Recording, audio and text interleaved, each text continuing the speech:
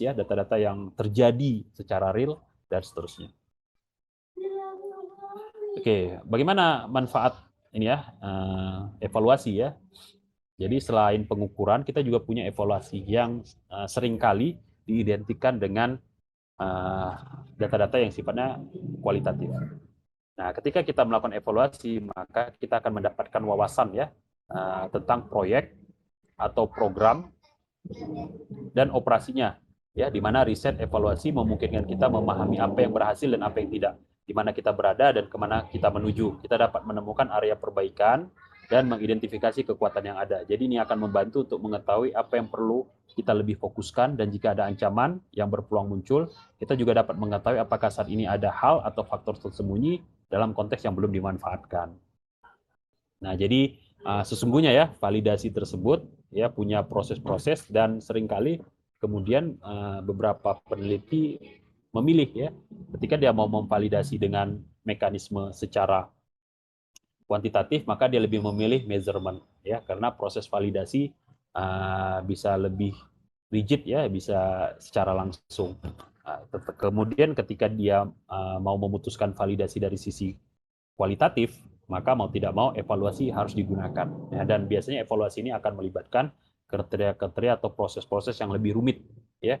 Tapi balik lagi, validasi itu mau tidak mau memang akan melibatkan proses yang rumit ya, proses yang kompleks. Kemudian manfaat evaluasi ini juga ya dalam penelitian kualitatif itu sangat penting ya untuk mengukur. Jadi sebenarnya dia satu paket ya, cuma memang beda sifat ya untuk proses validasinya. Sangat penting untuk mengukur kinerja masa lalu atau penelitian ya terdahulu dan memahami apa yang salah untuk memberikan kontribusi atau layanan yang lebih baik kepada dunia akademisi. Kecuali jika itu adalah komunikasi dua arah, tidak ada cara untuk meningkatkan apa yang kita tawarkan. Nah, riset evaluasi memberikan kesempatan kepada pembaca atau pengguna suatu aplikasi untuk mengungkapkan perasaan mereka, dan jika ada sesuatu yang ingin mereka ubah. Ini juga memungkinkan kita memodifikasi atau mengadopsi praktek sedemikian rupa sehingga meningkatkan peluang keberhasilan.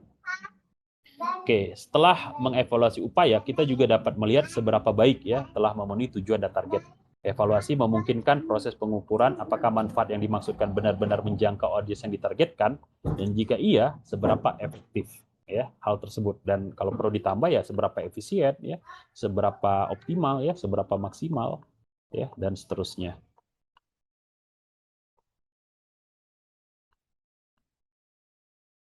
Kemudian ya, evaluasi juga membantu ya dalam menganalisis pola permintaan ya. Jadi pattern juga bisa dibaca di sini, dan memprediksi, sama seperti mengukur tadi ya. Mengukur juga fungsinya untuk memprediksi, atau measurement tadi juga untuk prediksi. Apakah kita akan membutuhkan lebih banyak dana, meningkatkan keterampilan, dan meningkatkan efisiensi operasi. Ini memungkinkan kita menemukan celah dalam rantai interaksi ya, dan juga komunikasi, sehingga tindakan pelaksanaan dan penerapan serta berbagai kemungkinan cara yang sesuai, jadi ada kesesuaian di sini, dapat diidentifikasi dengan baik.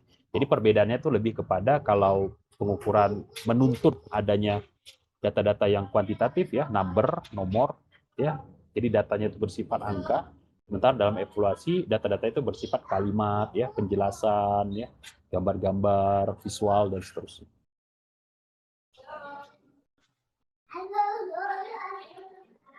Oke, ini metode kuantitatif ya. Jadi hasil dari metode penelitian kuantitatif adalah jawaban atas pertanyaan yang ada di bawah ini dan digunakan untuk mengukur sesuatu yang nyata. Ini kita reflect balik ya kepada perbedaan atau sifat dari penelitian kita. Jadi ketika mengatakan seberapa banyak, siapa yang terlibat, apa hasilnya, berapa harganya, maka sesungguhnya itu kuantitatif. Cara terbaik untuk mengumpulkan data kuantitatif adalah melalui survei ya, kuesioner, jajak pendapat. Kita juga dapat membuat prates dan pascates ya. Jadi di sini proses validasinya sesungguhnya telah berlangsung gitu. Nah, tapi tentu nanti akan terkait dengan kita meneliti apa ya. Jadi proses validasi juga akan berlapis-lapis. Meninjau dokumen ya dan database yang ada atau mengumpulkan data klinis. Survei digunakan ya untuk mengumpulkan pendapat, umpan balik, atau ide ya dari karyawan atau pelanggan kita ya, dan terdiri dari berbagai jenis pertanyaan. Mereka dapat dilakukan oleh seseorang secara tatap muka atau melalui telepon, melalui surat atau online. Survei online tidak memerlukan campur tangan manusia dan jauh lebih efisien dan praktis. Kita dapat melihat hasil survei di dashboard alat penelitian dan menggali lebih dalam ya dalam menggunakan kriteria filter berdasarkan berbagai faktor seperti usia, jenis kelamin, lokasi, dan sebagainya. Ini demografik ya, data demografik. Ini juga salah satu insight ya yang seringkali dimasukkan juga dalam penelitian ya. Walaupun mungkin terlihat remeh-temeh, tapi bisa saja ini malah berpotensi atau berpeluang menambah informasi terkait dengan penelitian kita. Kita juga dapat menyimpan logika survei seperti percabangan, kuota, survei berantai, dan perulangan.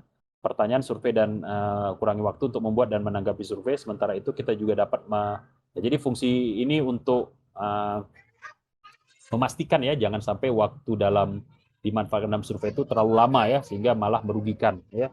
Karena seringkali responden ketika waktunya lama kadang-kadang mereka tidak serius ya atau mungkin salah ya dalam memahami atau mengisi survei.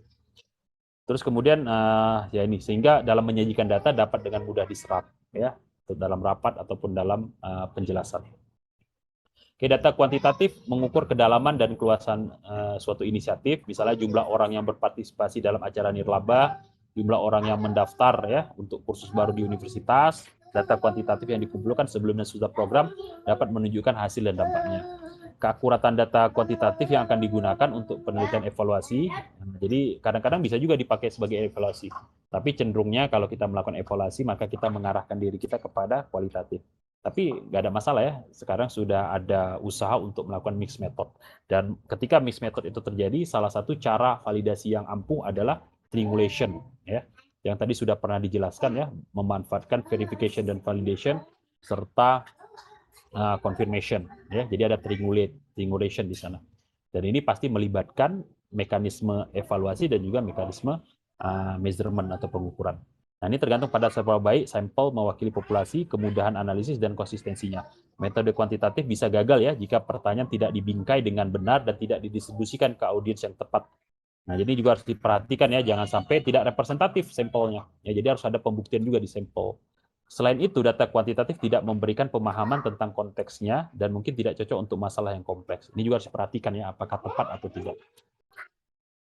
Oke, sementara itu dalam metode penelitian kualitatif itu digunakan ya di mana kuantitatif itu nggak bisa memecahkan masalah ya, yaitu digunakan untuk mengukur nilai-nilai yang tidak berwujud. Ya, contoh pertanyaan-pertanyaan adalah apa nilai tambahnya? Ya, jadi to the point kepada something yang abstrak atau konseptual. Seberapa puas? Ya, berapa puasnya ini? Ya, layanannya. Terus kemudian seberapa besar kemungkinan Anda merekomendasikan kami kepada teman-teman? Ini kan juga tidak jelas ya. Apa yang akan meningkatkan pengalaman Anda? Ini juga sesuatu yang tidak bisa kita terjemahkan dalam bentuk angka. Maka mau tidak mau harus melakukan penelitian secara kualitatif. Oke, data kualitatif dikumpulkan, ini reflect balik ya, melalui observasi, ini sudah kita bahas ya, wawancara, studi kasus, dan fokus grup. Langkah-langkah untuk membuat penelitian kualitatif meliputi berbagai pemeriksaan ya, perbandingan dan kontras, dan pemahaman pola, analis menyimpulkan setelah identifikasi tema, mengelompokkan data serupa, dan akhirnya mereduksi ke poin yang masuk akal.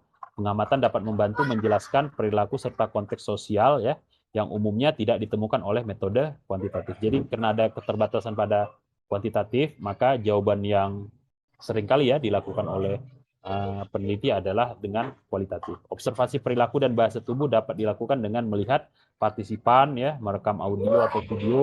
Wawancara terstruktur dapat dilakukan dengan orang-orang yang dekat dengan kita ya, atau secara langsung, atau dalam kelompok ya, di bawah kondisi yang terkendali, atau mereka dapat ditanyai pertanyaan penelitian kualitatif secara terbuka atau terstruktur. Kemudian metode penelitian kualitatif juga digunakan ya untuk memahami persepsi. Nah, ini sesuatu yang tidak jelas tadi ya, abstrak, ataupun motivasi seseorang. Kan kadang-kadang juga berubah-ubah ya, tergantung dengan mood dia, tergantung dengan kejenuhan dia, ya, kesenangan dia, dan seterusnya. Kekuatan dari metode ini adalah diskusi kelompok dapat memberikan ide dan merangsang, ya, jadi bisa trigger, memicu ingatan dengan topik yang mengalir saat diskusi terjadi. Keakuratan data kualitatif tergantung pada seberapa baik data kontekstual menjelaskan masalah yang kompleks dan melengkapi data kuantitatif. Ini membantu mendapatkan jawaban mengapa dan bagaimana. Jadi seringkali yang dijawab oleh kualitatif itu adalah mengapa. Jadi alasan di sebaliknya, ya, reasonnya. Dan tentunya alasan ini juga sifatnya subjektif ya. Tapi ketika subjektivitas itu banyak dan mendasar dan diturunkan, dia bisa menjadi sesuatu yang sifatnya objektif. Bagaimana juga sama. Ya. Setelah mendapatkan jawaban untuk apa, keterbatasan data kualitatif untuk penelitian evaluasi adalah bahwa data tersebut sifatnya subjektif Nah, ini jadi subjektif ini ya. Namun bisa kita tingkatkan ya subjektivitas itu menjadi objektif. Terus juga memakan waktu ya, mahal dan sulit dalam proses analisa dan penafsirannya. Karena ya bukan saja datanya tersebut cenderung subjektif ya, tetapi juga pemahaman kita, interpretasi kita juga bisa subjektif dalam hal tersebut. Oleh sebab itu memang kriteria yang ditetapkan ini harus rigid dan sebisanya kita melibatkan expert biasanya dalam kualitatif ya. Jadi ada expert yang memonitoring, yang menjadi penentu ya standar apa yang sebenarnya terjadi. Jadi walaupun sulit, tapi sesungguhnya ini juga bagian yang sangat berkontribusi ya, penelitian yang bersifat kualitatif ini sangat kontribusi ketika kita bisa mendapatkan hasilnya. Jadi bisa menerangkan sebab akibat secara lebih luas dan juga kita bisa melihat mengapa dalam kasus-kasus exception atau dalam kasus-kasus tertentu suatu teori umum itu tidak berlaku. Dan biasanya kualitatif itu bisa membantu ya dalam membuat ya suatu hipotesa atau asumsi. Oke, mungkin itu saja dari saya. Lebih dan kurangnya saya mohon maaf ya. Kesalahan datang dari saya dan kebenaran dari Allah Subhanahu Wa Taala. Kita akhiri dengan doa kafaratul majelis. Subhanakallahumma rabbana wa bihamdi asyhadu an la ilaha illa anta astaghfiruka wa atubu ilaik.